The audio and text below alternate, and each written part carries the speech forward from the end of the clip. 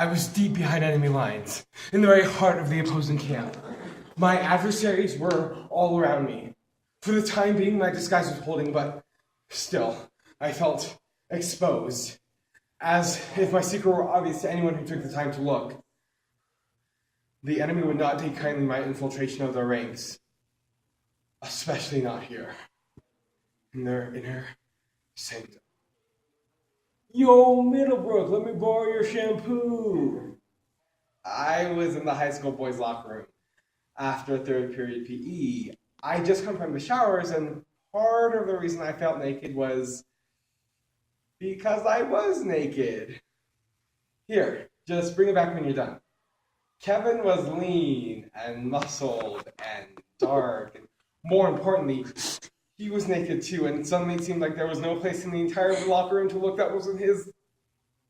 I looked away, but there were more visual landmarks to avoid, specifically the bodies of Brad and Jared and Leon and Ramon.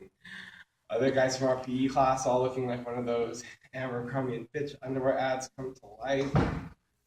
Okay, maybe there was a short answer to the question of why I felt out of place in the boys' locker room.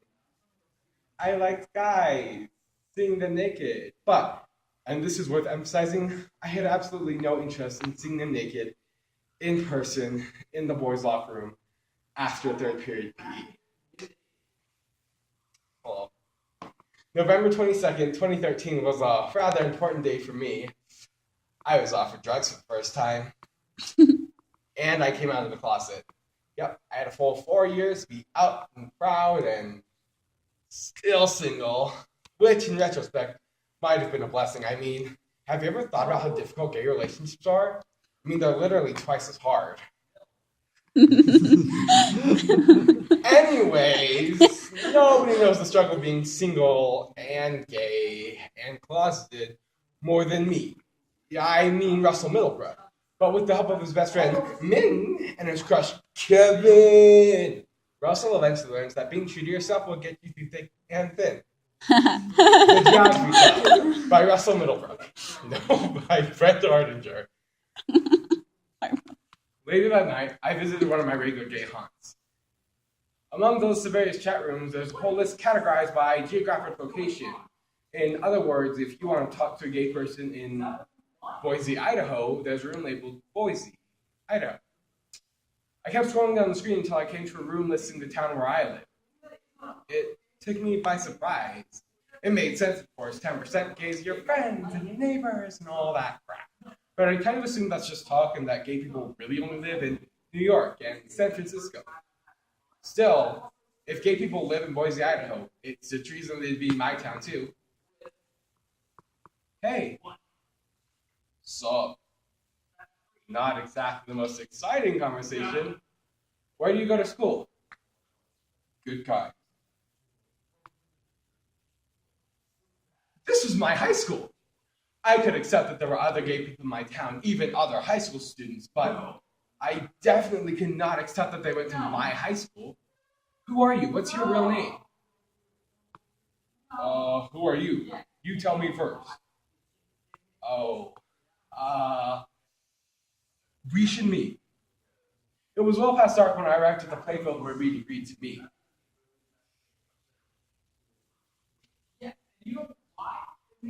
Kevin Land?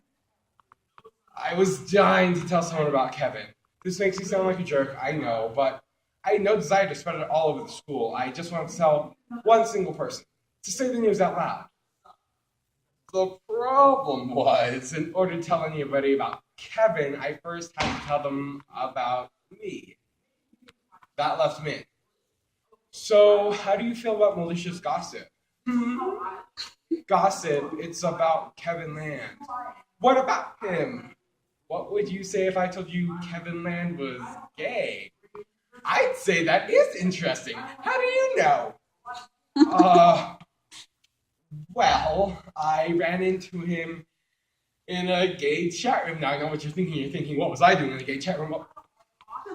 You know Therese Buckman, the soccer player? What would you say if I told you she was a lesbian?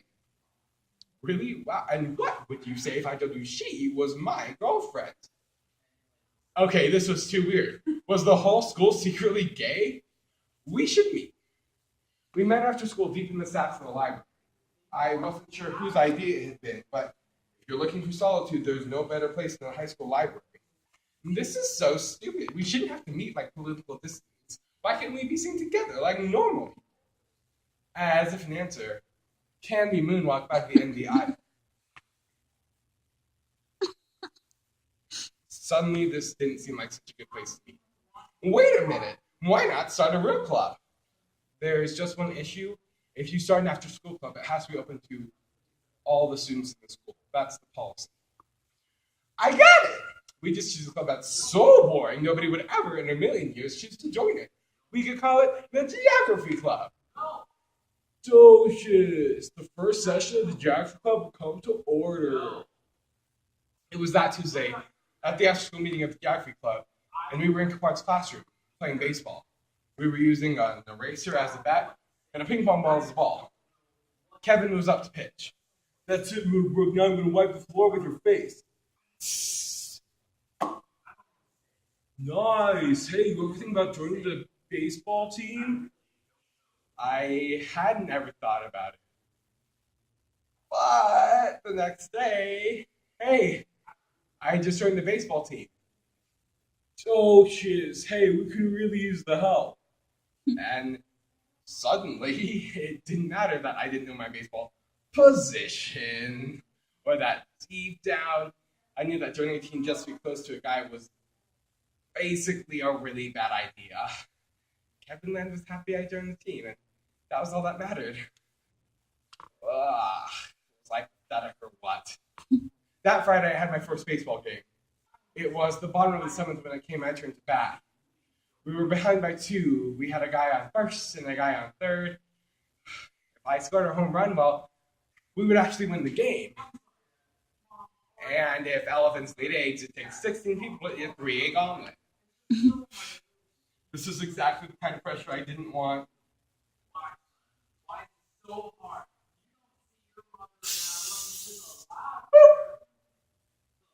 Up and out. As in out of the park. Yo, Middlebrook, way to smack it.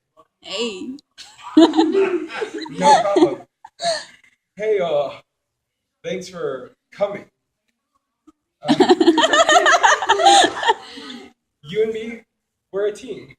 Don't you know I do anything for you? I made it to third base. At baseball practice, that is. As for what happened that night between Kevin and me, well, guy should be allowed to keep some secrets, shouldn't he? Next Monday, I ran into Jared on my way into school. Hey! What? Is it true? Is what true? That you're a fag? Oh. And so began the worst day of my life. Suddenly, I was the gay kid.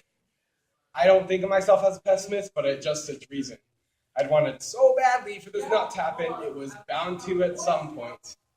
I hadn't seen Kevin all day, but I knew the route he took to get to baseball practice ran right by the dumpsters, so I waited for him there. Hey! It's okay, we don't have to talk now. I really need to see you.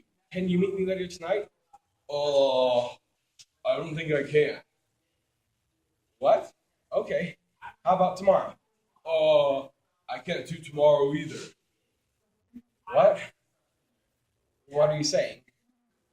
He definitely couldn't be saying that he'd never want to see me again. He and I were a team. Right? Russell, I'm sorry, I'm just not strong enough. I like being popular. It's okay. I get it. I'll be fine. You go on ahead. This being the epilogue where everything's supposed to tie up nice and neat, I'd like to say I didn't look back. Unfortunately, I did. And I think I always will. Thank you.